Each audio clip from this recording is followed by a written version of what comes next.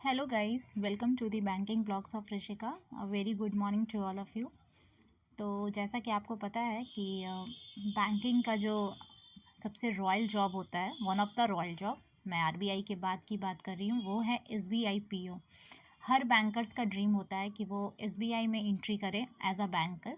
तो आज उसका सबको पता है कि एसबीआई प्रोबेशनरी ऑफिसर के प्री का आज फर्स्ट शिफ्ट था, मतलब फर्स्ट डे फर्स्ट शिफ्ट, जो कि 1 नवंबर आज था। और आई थिंक शायद 2 को है, मुझे नहीं पता, लेकिन वो मतलब और भी बाकी सारे स्टूडेंट को 4 को है, ठीक है, 4 भी है डेट जब प्री एग्ज़ाम लेगा।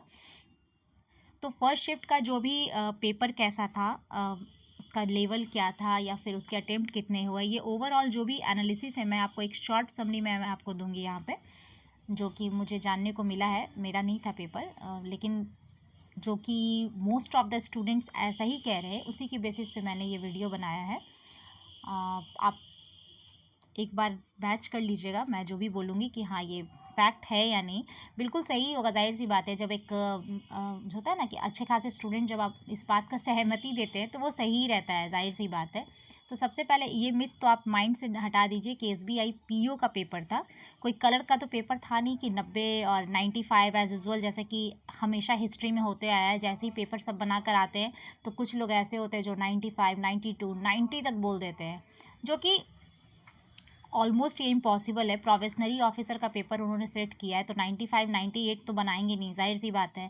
ये कलर का पेपर तो है नहीं। और अगर कुछ लोग ऐसे बोलते हैं तो बस बोलने दीजिए, 90 पेपर अगर बना भी लिए तो क्या 90 कट ऑफ जाएगा? बिल्कुल नहीं। और सबको पता है जो प्री का जो पेपर होता है, जस्ट अ क्वालिफाई, 0.25 भी आपके एक्स्ट्रा आ रहे हैं तो आप क्वालिफाई हो मेंस के लिए, है ना। तो खैर ये तो हो गई एक छोटी सी और बहुत ही इंपॉर्टेंट बात। अब मैं आपको बताती हूँ कि ओवरऑल पेपर जो था वो किस सलीके का था। तो सबसे पहले मैं आपको बताती हूँ, ये फर्स्ट शिफ्ट था जिसमें कि रीजनिंग, क्वांट और इंग्लिश है।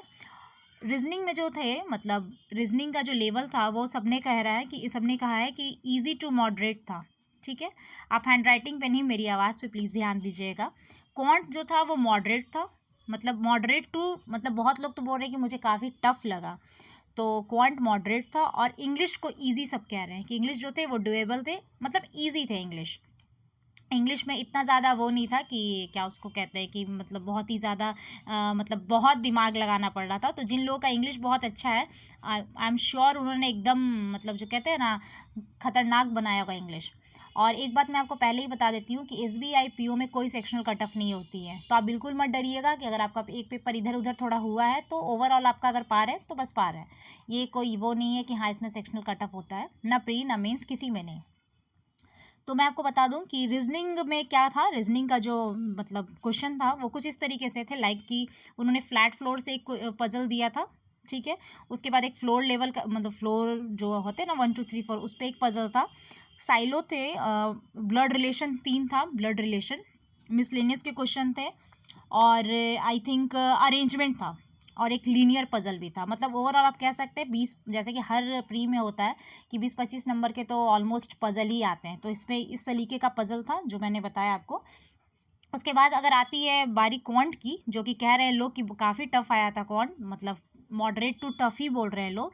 उसमें टेबल डीआई 10 थे, मतलब 2 डीआई था जिसमें 10 5-5 क्वेश्चन का सेट था, एक कैसलेट था 5 क्वेश्चन का, क्वाड्रेटिक 4-5 आए थे, मिसिंग नंबर 6 थे, और बाकी का जो भी वो होता है ना अरिथमेटिक, वो 9 से 10 थे। मतलब no silo, sorry no simplification नहीं था, बट यस मिसिंग नंबर था, रॉन्ग नंबर नहीं था, ठीक है। उसके बाद इंग्लिश को जो वो बोल रहे हैं कि इंग्लिश का लेवल मतलब ज़्यादा टफ नहीं था, इंग्लिश डुएबल था। तो इंग्लिश में एज यूजल जैसे कि पेपर आता है, रीडिंग कंप्रहेंशन, वर्ड स्वैप वाले क्वेश्चन थे, एरर थे, जंबल वर्ड, और मैच द कॉलम जो होते हैं ना ABC 1 2 3, वो मैच वाले ये थे।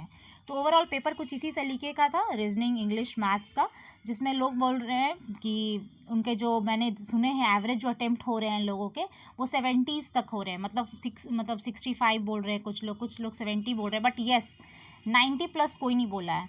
तो जो ये लोग बोल रहे हैं ना आलतू फालतू कि 90 मैंने बना दिया है, तो मुझसे मतलब लोग पूछ रहे थे ऐसा, या फिर हम ऐसे डिस्कस कर रहे तो कह रहे हैं कि अगर वो 90 बन रहे हैं और हमारे 65 है तब तो नॉर्मलाइजेशन होगा।